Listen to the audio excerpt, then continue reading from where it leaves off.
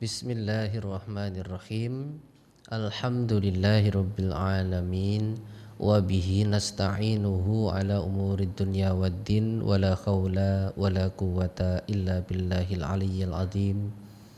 Asyhadu an la ilaha illallah wahdahu la syarikalah ta'ziman li sa'nih wa ashhadu anna Muhammadan abduhu wa rasuluh sallallahu alaihi wasallam ad-da'i ila ridwanih wa ala alihi wa ashabihi amma ba'd. Alhamdulillahirabbil alamin, para pendengar kaum muslimin wal muslimat yang dirahmati oleh Allah Subhanahu wa taala. Pada pagi hari ini kita terlebih dahulu bersyukur kehadirat Allah Subhanahu wa taala atas segala nikmat yang Allah limpahkan kepada kita, rahmat dan juga utamanya anugerah hidayah yang senantiasa Allah tetapkan di dalam diri kita, sehingga dengan adanya Allah memberikan hidayah tersebut kita bisa menjadi manusia yang betul-betul manusia seutuhnya, sehingga kita bisa memahami sesuatu dengan hati kita, sehingga kita bisa melihat sesuatu kebesaran Allah, ayat-ayat Allah dengan mata penglihatan kita, dan juga kita bisa mendengar sesuatu yang hak dari ayat-ayat Allah dengan telinga kita, sehingga kita tidak termasuk manusia yang dikatakan oleh Allah Subhanahu wa taala sebagai orang-orang yang lebih sesat daripada binatang. Ulaika kal an'am bal hum adhallu. Alhamdulillah, Allah senantiasa menetapkan kita di dalam hidayahnya sehingga kita bisa melaksanakan kewajiban utama kita, yaitu melaksanakan ibadah kepada Allah Subhanahu wa taala. Alhamdulillahirabbil alamin. Kedua kalinya salawat dan salam semoga selalu tercurahkan kepada panutan kita Nabi besar Muhammad Rasulullah sallallahu alaihi wasallam, dan juga kepada para wasilah hidayah kita doakan jazahumullahu khair. Kepada para pendengar kaum muslimin wal muslimat dimanapun berada, atas partisipasi pada pagi hari ini kami doakan syukur jazakumullahu khair. Semoga Allah selalu memberikan limpahan manfaat dan barokah. Para pendengar yang dirahmati oleh Allah Subhanahu wa taala, Allah Subhanahu wa taala telah memberikan petunjuk kepada kita bahwa perbuatan zalim adalah perbuatan yang diharamkan, perbuatan yang dilarang oleh Allah Subhanahu wa taala. Kita ketahui di dalam syariat Islam itu ada tuntunan. Ada tuntunan kita bagaimana melaksanakan kehidupan kita. Ada perintah, ada syariat yang berupa perintah yang itu harus kita laksanakan ketika itu adalah perintah wajib dari Allah Subhanahu wa taala atau dari Rasulullah sallallahu alaihi wasallam. Yang kedua, tentunya pasti ada petunjuk di dalam syariat itu yang berupa larangan-larangan, dan itu wajib kita jauhi dengan sejauh-jauhnya. Itulah yang dinamakan sebagai manusia yang bertakwa kepada Allah Subhanahu wa taala. Ketika ada syariat berupa perintah kita laksanakan, ketika ada syariat yang kita jumpai berupa larangan, petunjuk tuntunan di dalam hidup ini berupa larangan, maka kita usahakan untuk menjauhi dengan sejauh-jauhnya. Begitu juga Allah memberikan tuntunan syariat kepada kita agar kita bisa meraih kebahagiaan di dunia, kita bisa bahagia, di akhirat juga kita bisa bahagia. Allah memberikan tuntunan, salah satunya adalah tentang syariat menjauhi perbuatan zalim. Menjauhi perbuatan zalim. Allah Subhanahu wa taala memberikan petunjuk kepada kita, ya ibadi inni haramtu zulman ala nafsi. Wahai hambaku, sesungguhnya aku Allah haramtu telah mengharamkan aku az-zulma pada perbuatan zalim ala nafsi atas diriku. Ini Allah mengharamkan perbuatan zalim terhadap dirinya Allah. Artinya apa? Allah tidak akan pernah berbuat zalim kepada makhluknya. Allah tidak akan berbuat zalim kepada hambanya.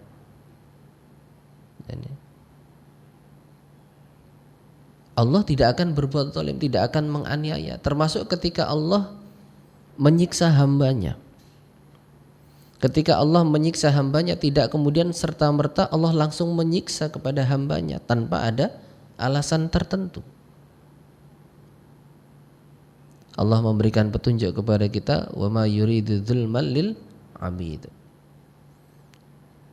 Allah tidak menghendaki untuk menganiaya, menzolimi kepada hambanya. Ketika Allah menyiksa kepada hambanya yang bermaksiat misalnya, seperti umat-umat terdahulu, kaum-kaum terdahulu, itu bukan berarti Allah menzolimi kepada hambanya, tidak. Tidak serta-merta kemudian Allah menyiksa kepada hambanya, tidak. Tapi siksa Allah itu adalah sebagai sanksi. Ketika diberikan syariat, tuntunan agama di dalam melaksanakan ibadah kepada Allah Subhanahu wa taala dan ia tidak taat, maka barulah kemudian Allah memberikan siksa kepada hambanya. Dan itu bukan termasuk perbuatan zalim. Karena apa? Allah berfirman, inni haramtu zulma ala nafsi. Aku, Allah telah mengharamkan perbuatan zalim itu atas diriku. Artinya Allah tidak akan menganiaya, tidak akan menzalimi kepada hambanya. Maka Allah juga mengharamkan perbuatan zalim itu kepada hambanya. Wa ja'altuhu, dan aku menjadikan pada perbuatan zalim itu bainakum, antara kalian, muharraman, juga menjadi keharaman. Maka fala tadzalamu, maka janganlah kalian saling berbuat zalim, janganlah saling menganiaya. Nah ini Allah mengharamkan perbuatan zalim itu kepada dirinya, sehingga Allah tidak akan pernah menzalimi kepada hambanya. Dan juga Allah mengharamkan perbuatan zalim itu kepada hambanya.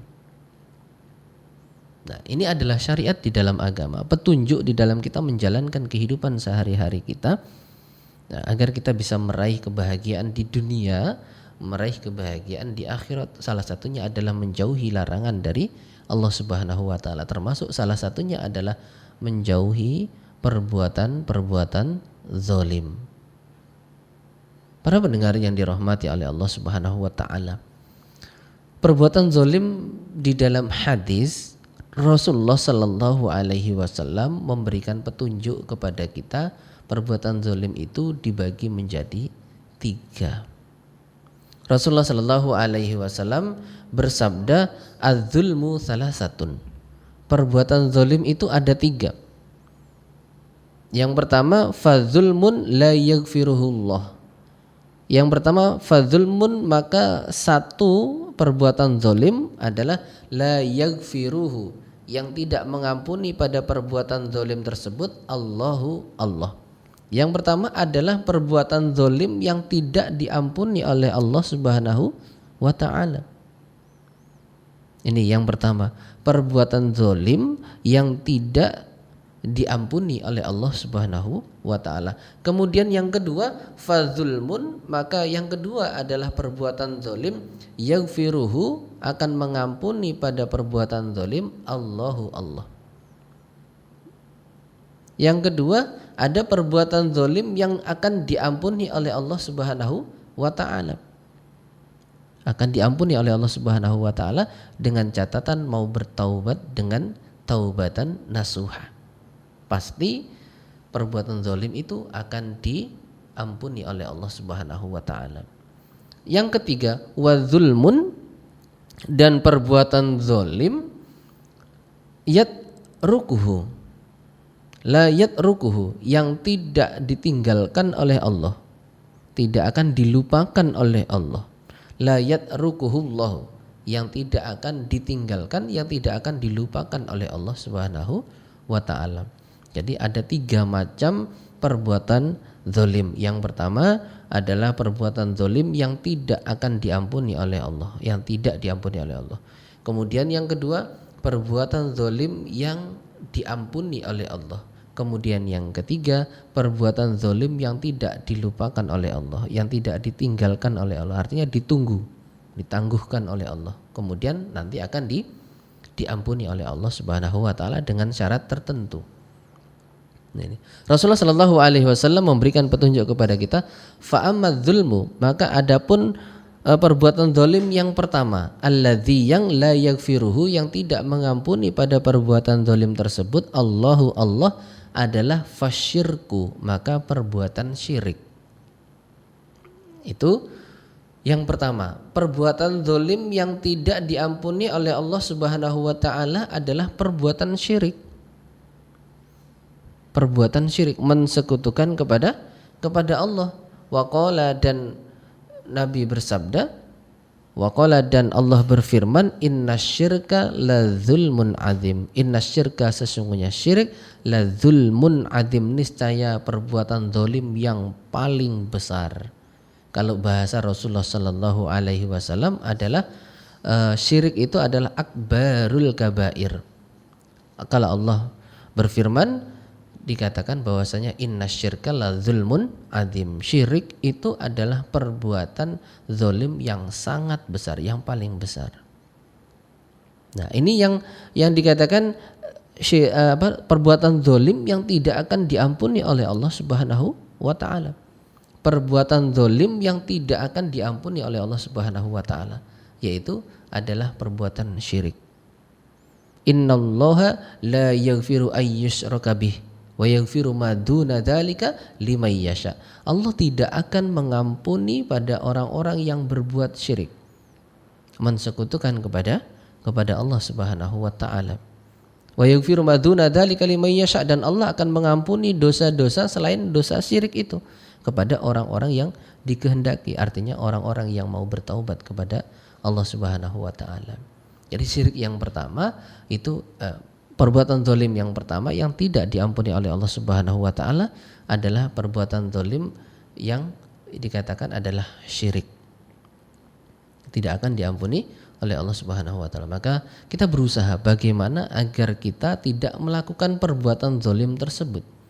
Maka inilah yang dikatakan sebagai syariat agama, tuntunan di dalam kita melaksanakan kehidupan kita agar kita bisa meraih kebahagiaan di dunia, kebahagiaan di akhirat.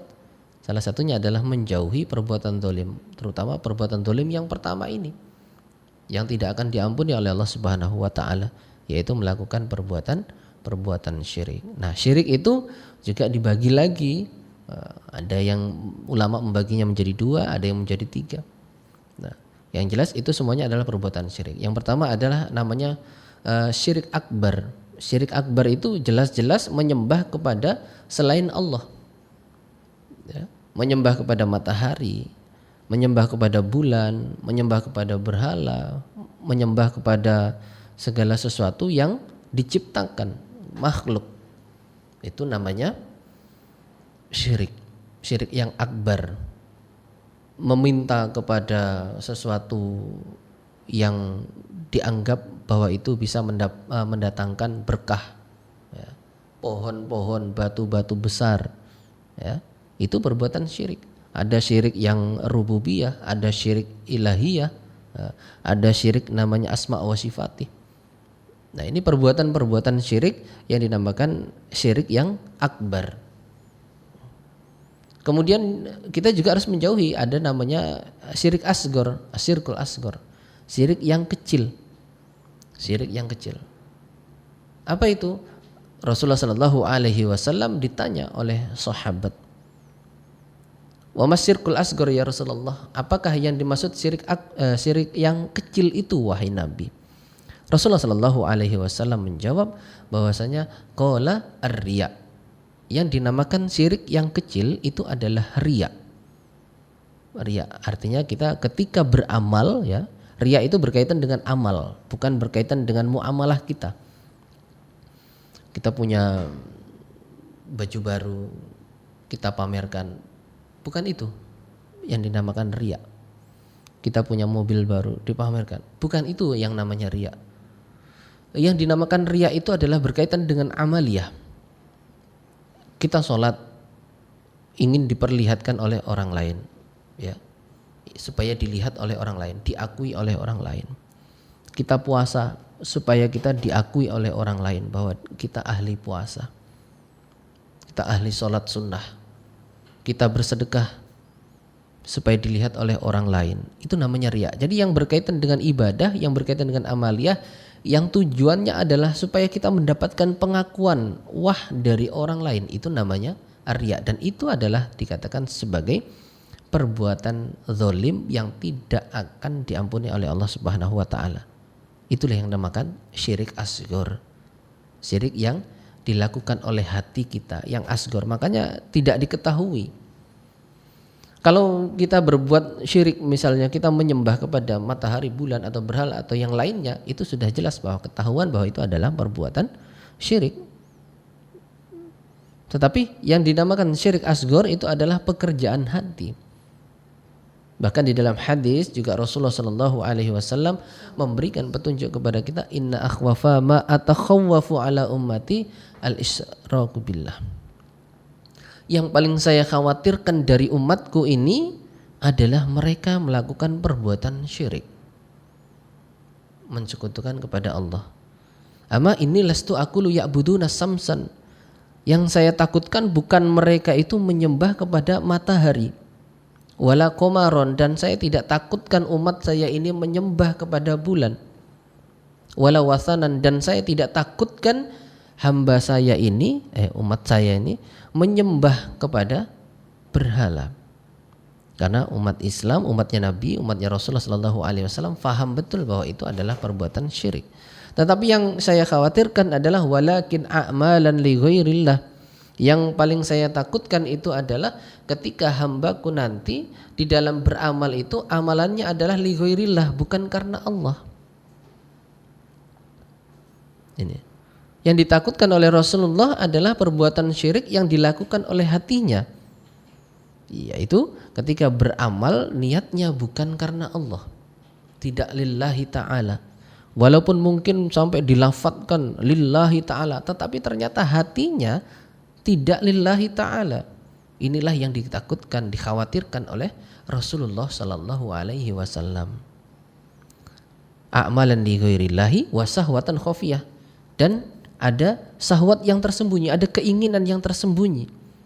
Ada keinginan yang tersembunyi, yaitu yang sifatnya adalah duniawi itu tadi. Makanya contohnya misalnya niat karena Allah lillahi ta'ala, tetapi di dalam hatinya ini ternyata ada keinginan supaya dia diakui oleh orang lain. Nah, inilah yang disebut sebagai syirik yang asghar. Maka kita berusaha, ya. Kita berusaha bagaimana agar kita bisa menghindari perbuatan zalim ini. Itulah perbuatan zalim yang pertama yang tidak diampuni oleh Allah Subhanahu wa taala adalah fasyirku, perbuatan syirik. Bisa jadi syirik itu adalah syirik yang akbar, syirik yang besar, menyembah kepada selain Allah, atau syirik yang asghar, yaitu kita beribadah tetapi hati kita ini tidak lillahi ta'ala, atau ada riya, ada sum'ah, ada syahwatan khafiyah. Kita berusaha untuk menghindari itu supaya betul-betul kita berhasil di dunia ini, kita bisa mendapatkan kebahagiaan. Rabbana atina fid dunya hasanah, dan juga di akhirat kita bisa mendapatkan keberhasilan. Wa fil akhirati hasanah wa qina adzabannar, dan kita juga akan dijaga oleh Allah dari api neraka. Para pendengar yang dirahmati oleh Allah Subhanahu wa taala, itu perbuatan zalim yang pertama yang tidak diampuni oleh Allah Subhanahu wa taala adalah perbuatan zalim yang tidak diampuni oleh Allah Subhanahu wa taala adalah syirik. Kemudian yang kedua, wa amma dzulmu, dan adapun perbuatan zalim alladzi yaghfiruhullah, perbuatan zalim yang diampuni oleh Allah, yang akan diampuni oleh Allah adalah fa dzulmul ibadi, maka perbuatan zalimnya seorang hamba li anfusihim, terhadap dirinya. Perbuatan zalim seorang hamba kepada dirinya sendiri, yaitu fima, di dalam apa-apa, bainahum, di antara mereka hamba, wa baina rabbihim, dan di antara Rabb mereka. Artinya ini adalah hubungan seorang hamba dengan Rabbnya, dengan Allah. Ini adalah dosa perbuatan zalim yang akan diampuni oleh Allah Subhanahu wa taala, dengan catatan apa? Mau bertaubat kepada Allah dengan taubatan nasuha. Perbuatan zalim ini dilakukan oleh seorang hamba, dia menganiaya, menzalimi terhadap dirinya sendiri. Maksudnya bagaimana? Dia mengetahui di dalam agama itu ada perintah, tapi dia tidak laksanakan perintah itu. Itu namanya perbuatan zalim. Dia menzalimi terhadap dirinya sendiri. Karena apa? Membuat dirinya berdosa dan akan mendapatkan siksa dari Allah Subhanahu wa taala. Itulah yang dikatakan sebagai perbuatan zalim. Maka semua perbuatan dosa itu dinisbatkan sebagai perbuatan zalim. Sebagai perbuatan zalim. Dosa apapun itu, perbuatan maksiat apapun, itu dinisbatkan dengan perbuatan zalim. Nah, ini dosa ini akan diampuni, perbuatan zalim ini akan diampuni oleh Allah Subhanahu wa taala ketika dia mau bertaubat kepada Allah dengan taubatan nasuha. Ini antara dia dengan Rabb-nya, dengan Allah. Dosa apapun, yang pertama tidak melaksanakan perintah, itu perbuatan zalim. Allah memerintahkan sholat, dia tidak sholat. Allah memerintahkan sholat, sholatnya masih bolong-bolong, itu perbuatan zalim. Tapi nanti akan diampuni oleh Allah Subhanahu wa taala dengan catatan dia harus melaksanakan taubat dengan taubatan nasuha, dan dia harus menjalankan kafarohnya, dan dia kemudian harus bisa ada disertai an-nadamah, dan kemudian dia melaksanakan perbaikan di dalam dirinya, bisa kemudian mengerjakan sholat lagi. Itu yang pertama. Kemudian ada juga misalnya contohnya wa'atuz zakat, Allah memerintahkan untuk mendatangkan zakat tetapi dia tidak mendatangkan zakat. Allah memerintahkan puasa, dia tidak melaksanakan puasa. Itu dikatakan semua itu adalah perbuatan zalim antara dia dengan Allah. Allah akan mengampuni perbuatan zalim ini ketika dia mau bertaubat kepada Allah dengan taubatan nasuha. Itu yang pertama. Yang kedua, perbuatan zalim karena dia melanggar terhadap aturan-aturan agama, keharaman-keharaman ada. Wa yata'adda hududah, melampaui terhadap batas-batas peraturan Allah. Itu juga dikatakan sebagai perbuatan zalim. Ada kalanya tidak melaksanakan perintah, ada kalanya tidak menjauhi larangan-larangan. Contohnya, ketika Allah melarang di dalam Al-Qur'an wala taqrabuz zina, janganlah kalian mendekati perbuatan zina, innahu kana fahisha wa sa'a sabila. Diharamkan perbuatan zina itu, tapi naudzubillah min dzalik dia kerjakan dosa itu. Allah akan mengampuni perbuatan zalim ini yang dia lakukan, menzalimi terhadap dirinya sendiri ini, akan diampuni oleh Allah Subhanahu wa taala dengan catatan dia mau bertaubat dengan taubatan nasuha. Allah mengharamkan judi, Allah mengharamkan khamr, innamal khamru wal maisir. Nah, itu. Sesungguhnya khamr dan judi itu adalah termasuk min amalis syaitan, ya. Rijsun min amalis syaitan. Termasuk perbuatan yang sangat jelek, termasuk perbuatan setan. Maka fajtanibuhu, maka menjauhilah kalian. Dilarang, diharamkan oleh Allah, tapi dia kerjakan. Dia berjudi, dia minum minuman keras, dia khamr. Tetapi dosa-dosa yang seperti itu adalah perbuatan zalim terhadap dirinya sendiri, mencelakakan dirinya sendiri, itu akan diampuni oleh Allah Subhanahu wa taala dengan catatan dia mau bertaubat kepada Allah dengan taubatan nasuha. Itu akan diampuni. Perbuatan zalim itu akan diampuni oleh Allah Subhanahu wa taala.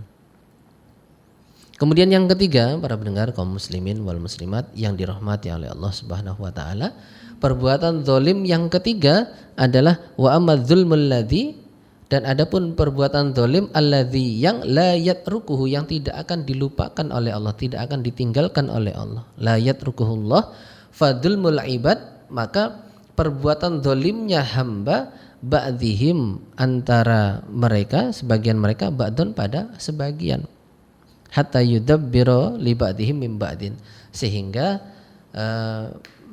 akan mereka selesaikan di antara satu dengan yang lainnya. Perbuatan zalim yang ketiga adalah perbuatan zalim yang tidak akan dilupakan oleh Allah, artinya ditunggu oleh Allah sampai mereka menyelesaikan. Yaitu apa? Antara perbuatan zalim seorang hamba dengan hamba yang lainnya. Berarti ini adalah makhluk dengan makhluk. Ini tidak akan ditinggalkan oleh Allah, akan ditunggu oleh Allah Subhanahu wa taala di dunia, akan ditunggu bagaimana mereka saling berbuat zalim ini, dia meminta kehalalan atau tidak, ya, meminta kehalalan atau tidak, saling memaafkan atau tidak.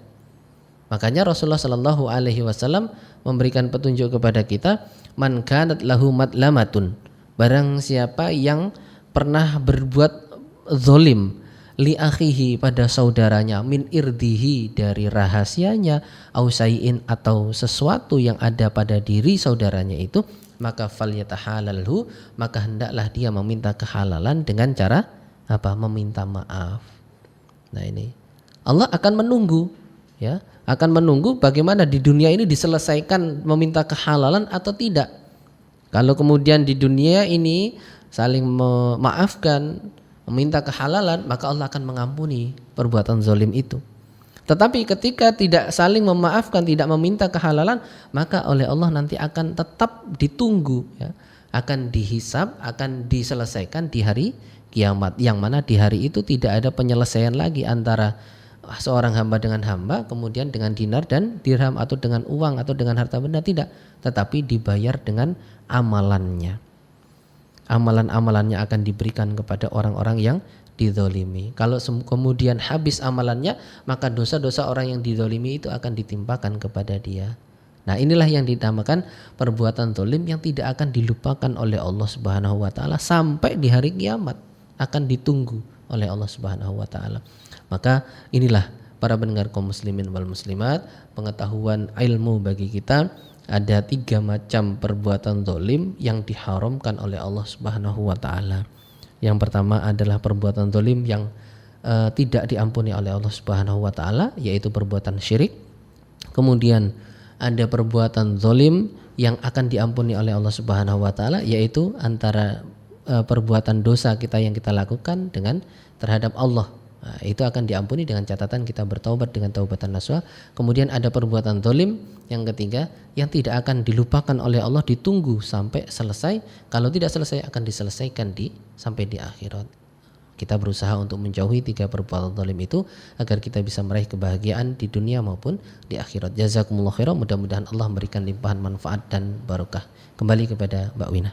Baik, terima kasih Pak Ustadz Anam Masari dan pendengar. Tadi baru saja kita dengarkan bersama ada sebuah topik yang disampaikan Pak Ustadz Anam ini terkait 3 macam perbuatan zolim. Disampaikan tadi ya, mengulang kembali perbuatan syirik, ria juga termasuk begitu ya Pak Ustadz. Kemudian zolim sesama manusia atau saudaranya, menyakiti sesama. Waduh, ngeri-ngeri juga nih Pak Ustadz. Terutama ini untuk yang perbuatan syirik. Tapi kalau perbuatan syirik ini Pak Ustadz misalnya di dunia dilakukan tidak sengaja begitu, karena banyak sekali kita yang mempercayai sesuatu dengan niat baca bismillah gitu Pak Ustadz, padahal kita mempercayai ini sesuatu bukan misalnya ibadah yang kita jalankan, tapi sesuatu ini mungkin tradisi atau lain sebagainya, namun mencampur adukan dengan bismillah ataupun ayat-ayat suci Al-Quran. Ini seperti apa begitu Pak Ustadz? Itu juga kita harus pilah dan kita pilih ya, karena di dalam beragama itu petunjuknya sudah jelas. Terkadang adat istiadat itu bisa masuk di dalam agama ketika dia tidak mengandung unsur-unsur kesyirikan. Karena memang kita adat istiadat di suku-suku tertentu itu kan masih kental, yang kadang itu biasanya dikaitkan juga dengan agama. Nah kita harus memilah dan memilih mana yang kemudian bisa kita laksanakan sehingga tidak terkena kepada syirik itu tadi, mana yang kemudian tidak bisa kita laksanakan. Harus betul-betul selektif, karena tidak semua adat istiadat itu masuk di dalam agama. Ya, walaupun yang namanya al-Islamu tatama sama az-zaman, Islam itu akan berkembang bersama zaman, tetapi namanya syariat Islam itu sudah jadi, al-yauma akmaltu lakum dinakum, Islam itu syariatnya sudah jadi, tidak bisa kemudian kita memaksakan adat istiadat yang mungkin bertentangan kemudian dikatakan bahwa itu adalah termasuk agama. Jadi harus betul-betul kita upayakan bisa memilah dan memilih. Baik, terima kasih Pak Ustadz Anam Masari. Dan mendengar gak terasa ya, kita sudah berada di penghujung waktu dalam mimbar keagamaan untuk pagi hari ini. Terima kasih Pak Ustadz Anam. Semoga apa yang disampaikan ini bermanfaat untuk kita bersama, terutama untuk saya pribadi. Kami akhiri mimbar keagamaan edisi hari ini. Untuk Anda dengarkan terus RRI Nunukan. Kembali bersama kami tim pagi dalam Warta Nunukan sesaat lagi.